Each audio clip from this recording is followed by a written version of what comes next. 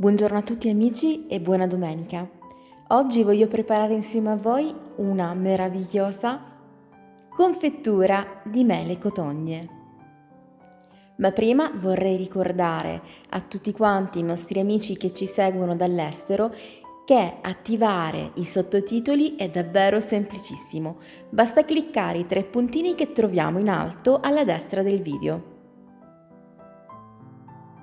Per realizzare la nostra confettura avremo bisogno di 2,5 kg di mele e cotogne, un limone, 1,2 kg di zucchero, cannella. Ricordiamoci che è importantissimo sterilizzare i nostri barattoli per circa 15-20 minuti in acqua bollente. Gli ultimi 5 minuti aggiungeremo anche i tappi. Cominciamo subito lavando bene le mele cotogne. Dopo le priviamo dei semi interni e le tagliamo a pezzetti grossolani. Possiamo conservare la buccia perché è ricca di pectina e quindi ci aiuterà a far addensare meglio e in minor tempo la nostra confettura.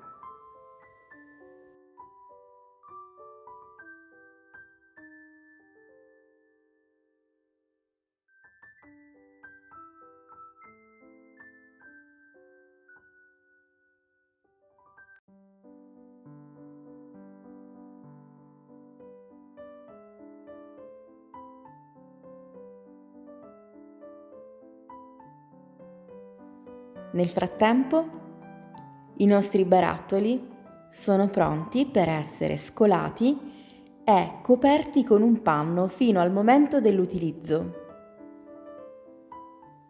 L'igiene è davvero molto importante in questi casi. Adesso ho messo a bollire dell'altra acqua. Aggiungiamo il succo del limone che ci aiuterà a non far ossidare eccessivamente le mele cotogne e le inseriamo all'interno. Utilizzate una pentola abbastanza capiente. Facciamo bollire le mele per circa 15-20 minuti, coperte con il coperchio. Quando le mele risulteranno morbide, possiamo scolarle.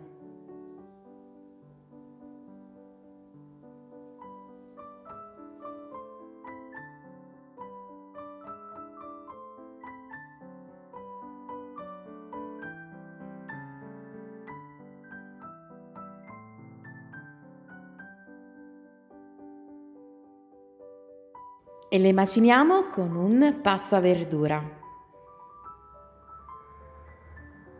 in modo da far passare la polpa ma trattenere quindi le bucce.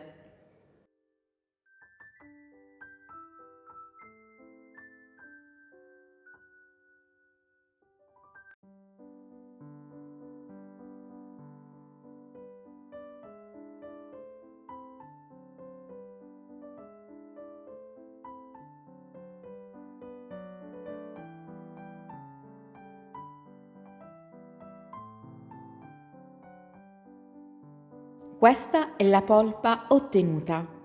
Io l'ho pesata con la mia bilancia da cucina. Ne ho ottenuto 2 kg. Di conseguenza vado ad inserire 1200 g di zucchero.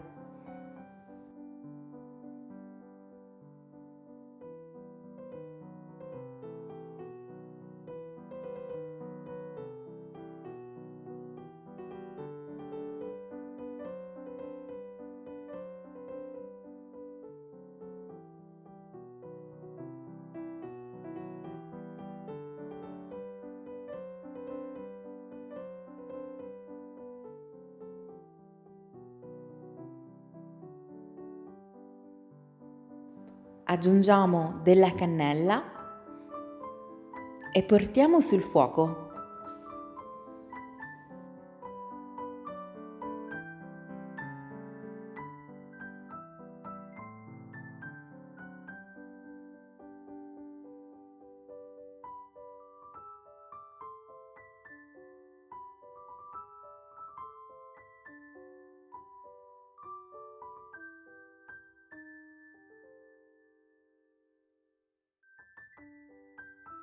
Grazie davvero a chi vorrà regalarmi un like per questa ricetta. Portiamo quindi la confettura sul fuoco e facciamola cuocere per 15-20 minuti.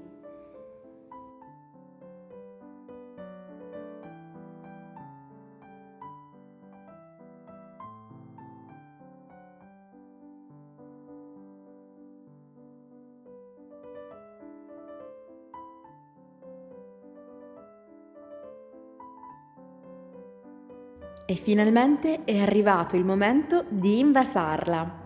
Mi raccomando, è importantissimo che i barattoli e i tappi siano perfettamente igienizzati. Ci aiutiamo con un mestolo e riempiamo il nostro barattolo fino a circa 1,5 cm dal bordo.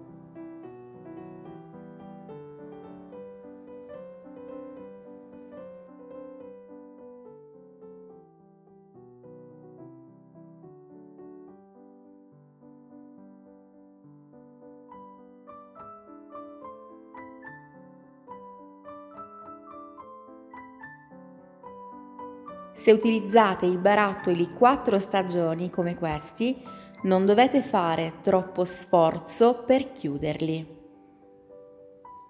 perché dovrà uscire l'aria.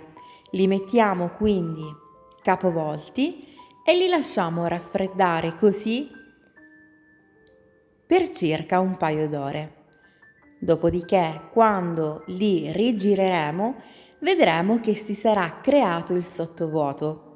Il sottovuoto è davvero importantissimo, altrimenti dovremo ripetere tutto il procedimento. Quindi, se quando capovolgete il vostro barattolo il tappo farà ancora clic, dovete mettere sul fuoco una pentola con dell'acqua, avvolgere i barattoli con dei canovacci e farli di nuovo pastorizzare e quindi poi rimetterli nuovamente capovolti per creare il sottovuoto. Questo ne va della conservazione. Bene, spero che questa ricetta vi sia piaciuta. Vi assicuro che questa confettura è davvero buonissima. Ricorda moltissimo il sapore del miele, pur non essendolo.